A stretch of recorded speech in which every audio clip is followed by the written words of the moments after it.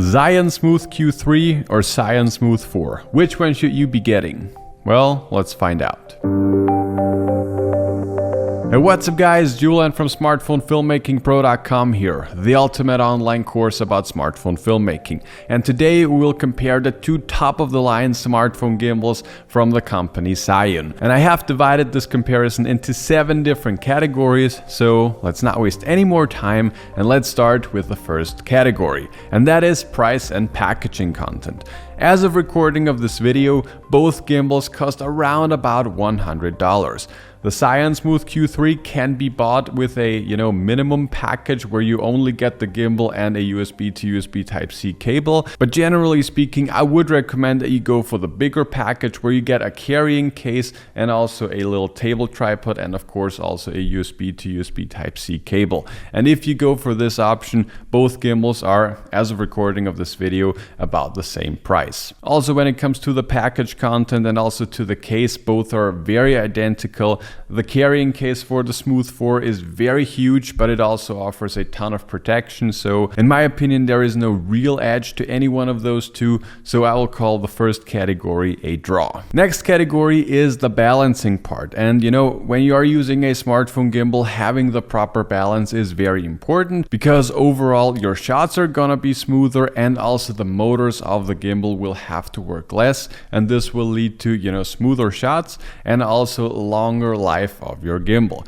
And if you look at the Zhiyun Smooth 4 here, there are a ton of different knobs and things that you can lock and screw up and tighten and loose and so on. So overall, I feel like the overall balancing part of the Smooth Q3 is a lot more intuitive and also goes a lot quicker. Don't get me wrong, balancing the Zhiyun Smooth 4 is also a piece of cake if you have done it a few times and if you know what knobs you have to loosen and how you have to put your phone into it. And also the basics and the principles are still the same. You still have to, put your phone into it and slide it to the left, to the right, and also up and down until it stays in its position. But overall, I feel like the balancing of the Smooth Q3 is just a lot easier. In case you want to know how it works, I do have a separate video here on the channel. So the second category definitely takes the Zhiyun Smooth Q3, leading 2-1. Third category is the overall smoothness of the gimbals, and both gimbals deliver extremely good results, like I said before, if you balance them properly. However, I found that the Zhiyun Smooth Q3 just has some better motors, also stronger motors,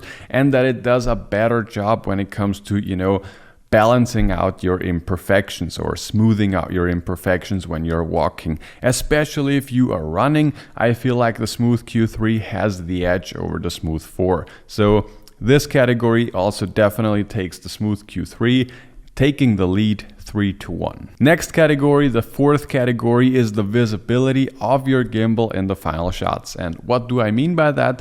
Some of you that have already used a 3-axis gimbal for their smartphones know that if you're using an ultra wide angle lens, it can happen that you have your gimbal in your final shot. And of course that's not what you want, because then your shot is basically unusable, or you have to crop in, then you're losing quality, and so on. So that's definitely something that you should be avoiding. And if a gimbal is not visible in your shot, that's of course what we want. And I found that both gimbals struggle a little bit with this, but the Smooth 4 is, in my opinion, way worse in this category. I was using it with my iPhone 12 Pro and also with the 11 Pro a year ago, and I found that the gimbal is very often visible in the final shot. With the Smooth Q3, I did not really have this problem unless I was using add-on lenses or filters with my iPhone 12 Pro and this gimbal. I was using the Smooth Q3 with the Sandmark ND filters, and then I had to, in order to make it work, I had to pull my phone all the way to the left or to the right, I can't remember, to counterbalance it.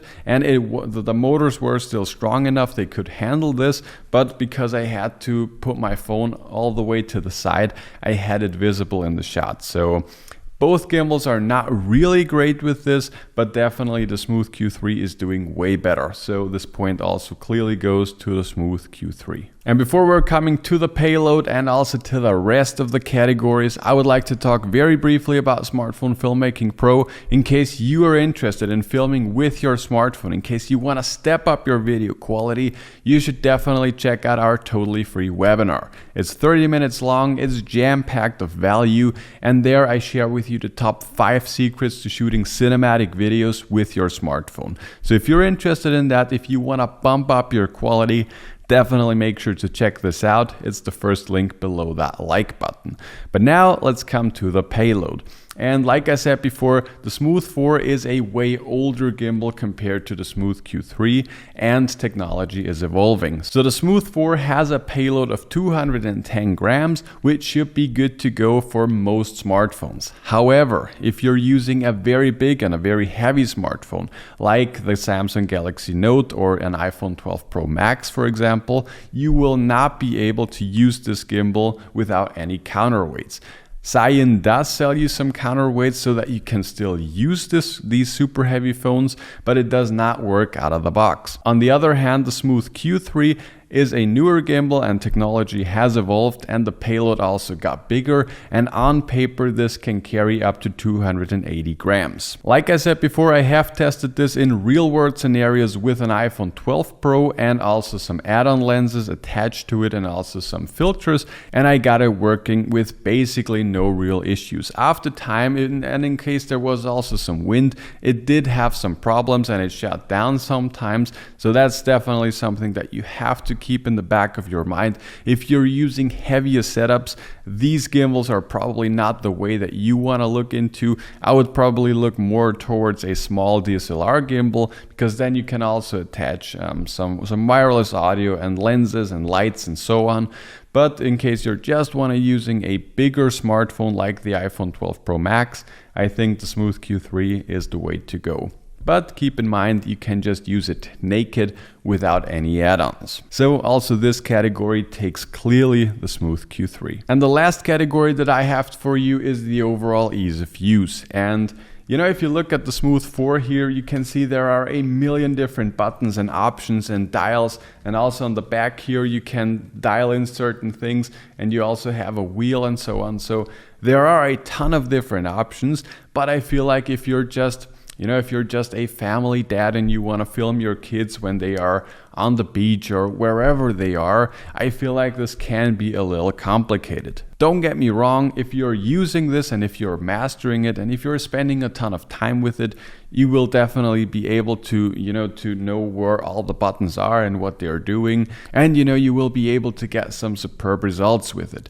On the other hand, the Smooth Q3, it just has a few different buttons. You can change all the different modes directly on the gimbal. There is no need to hop into the ZY Cami app, that by the way I do not like at all, and I just feel like it is a much more intuitive gimbal. So again, this category also takes the Zhiyun Smooth Q3. So as you can see in the final result, the Smooth Q3 is in my opinion a way better gimbal compared to the Smooth 4. Like I said before, don't get me wrong, the Smooth 4 still is a great option and you can still get amazing results with it. And also if you're buying one used, you can get them for like $50, which is a great deal. But overall, when it comes to smartphone filmmaking, something that is very important is ease of use and not having any obstacles. And this gimbal is, you just pick it up, you balance it, it takes like 20 seconds if you have done it for a few times, and you can start shooting with it. Also, the carrying case is a lot smaller and you're much more likely to take it with you. The Smooth 4, it works, it has been a great option for the last couple of years, but to be honest, in mid-2021, I would not get it. But that's basically it for this comparison. I hope you enjoyed it. If you have any further questions, or in case you would like to see any other gimbal comparisons, definitely check out Smartphone Filmmaking Pro and also the YouTube channel. There I do have a ton of different comparisons of different gimbals, so definitely check this out. Also check out the webinar, and if you have any further questions, make sure to let me know, and I'll talk to you guys in the next one.